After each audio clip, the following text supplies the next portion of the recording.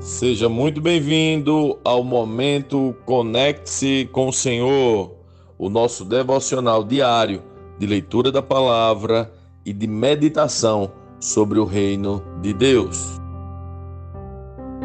Vamos à leitura do segundo capítulo da carta aos Hebreus.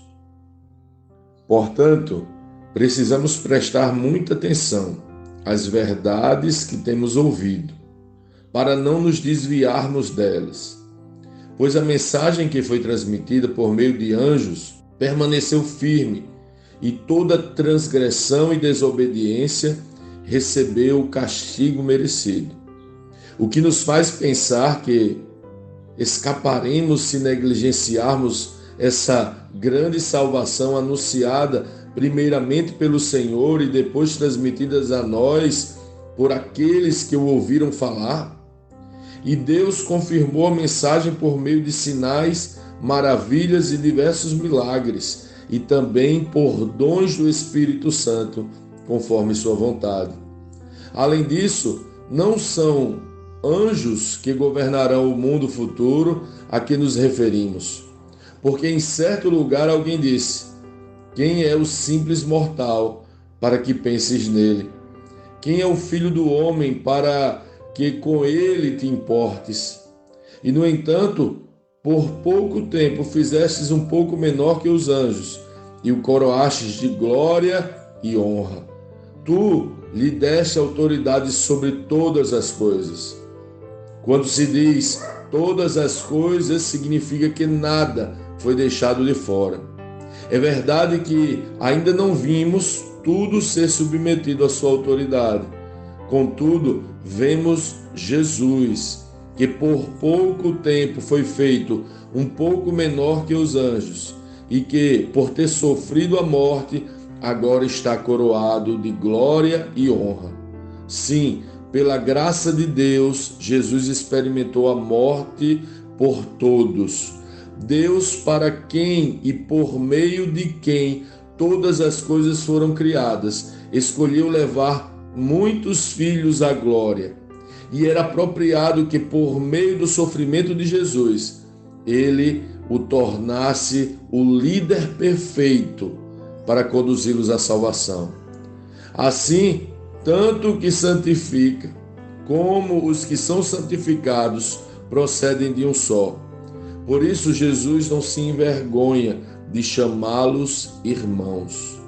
Quando diz: proclamarei teu nome a meus irmãos, no meio de teu povo reunido te louvarei. E também afirmou: porei minha confiança nele, isto é, eu e os filhos que Deus me deu. Visto, portanto, que os filhos são seres humanos, feitos de carne e sangue, o Filho também se tornou carne e sangue, pois somente assim ele poderia morrer, e somente ao morrer destruiria o diabo, que tinha o poder da morte. Só dessa maneira ele libertaria aqueles que durante toda a vida estiveram escravizados pelo medo da morte.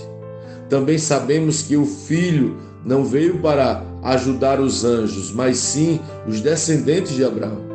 Portanto, era necessário que ele se tornasse semelhante a seus irmãos em todos os aspectos, de modo que pudesse ser nosso misericordioso e fiel sumo sacerdote diante de Deus e realizar o sacrifício que remove os pecados do povo, uma vez que ele próprio passou por sofrimento e tentação, é capaz de ajudar aqueles que são tentados.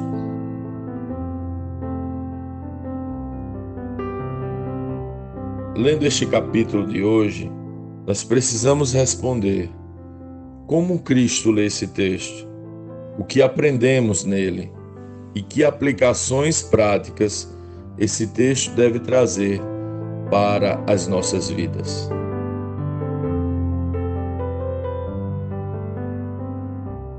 O escritor aos Hebreus nos provoca ao nos confrontar com aquele que Jesus é e com o que ele fez por nós.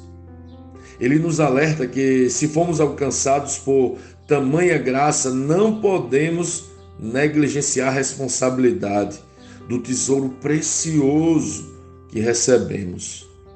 Aquele por quem foram criadas todas as coisas se fez homem como nós e se entregou à morte para destruir o medo da morte que dominava sobre todo o homem. É interessante que o autor aos Hebreus diz que todas as coisas estão sujeitas a ele e à sua autoridade. Ele é o Senhor de todas as coisas. Jesus é Senhor e tem toda a autoridade. Este maravilhoso Senhor experimentou a morte para nos livrar da morte. O escritor aos Hebreus diz que ele experimentou a morte por nós. Isso comove e move você. Ele escolheu levar muitos filhos à glória e por isso se fez semelhante a nós. Isso é intrigante, porque em Gênesis Deus faz o homem à sua imagem e semelhança, mas esse texto fala que este Deus se fez a imagem do homem para ser o líder perfeito e nos conduzir à salvação. Uau! O que é ser um líder perfeito? Na escrita deste texto bíblico, Jesus é o líder perfeito, não porque sabia usar a autoridade que era a sua força e a sua imposição, mas porque se fez igual aos homens, para nos conduzir ao caminho da salvação, percorrendo todos os nossos caminhos. Ele é o líder perfeito porque, por meio do sofrimento humano, se fez fraco como nós, para nos conduzir à sua natureza forte. O plano sempre foi: façamos a nossa imagem e semelhança. Para que esta semelhança fosse plena, o líder perfeito se fez como os imperfeitos. O líder perfeito, desta maneira, nos libertou da morte e da prisão do medo que ela nos submetia. Ele se tornou como nós em todos os aspectos e, sofrendo as nossas dores e morte, se tornou o nosso misericordioso e fiel sumo sacerdote, que pelo seu sacrifício remove nossos pecados e é capaz de nos ajudar em todas as nossas tentações, pois como líder perfeito, venceu todas elas. A pergunta é: diante de tudo que recebemos deste líder perfeito, que nos apresentou o caminho da salvação, como nós temos o seguido, como temos respondido, como temos o honrado, como temos nos entregado ao líder perfeito. Que tal orarmos hoje pedindo e suplicando, não por favores, mas para que Ele guie e lidere nosso coração rebelde. Jesus, Tu és o líder perfeito e por isso pedimos que nos ajude a vencer as nossas tentações, que possamos ser liderados por Ti em todas as coisas, que a Tua liderança seja perfeitamente estabelecida em nossos corações e mentes, que Sua vontade seja plenamente vivida por nós. Conquista nossa vontade, Senhor.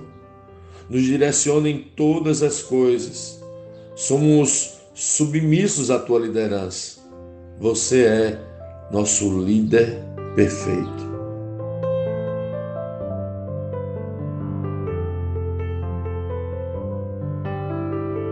Sim, que bom ter você neste devocional e poder compartilhar o Evangelho. Mas, como sempre dizemos, o texto de hoje e o texto de cada dia tem muito mais para oferecer, muito mesmo. Nosso objetivo aqui é te influenciar a parar um pouco e ler o texto bíblico, pois acreditamos que 5 minutos de vida na palavra podem transformar completamente uma vida. Que Deus te abençoe. Leia, medite, comente, pergunte e adore o Senhor no seu lugar secreto. Conecte-se com o Senhor.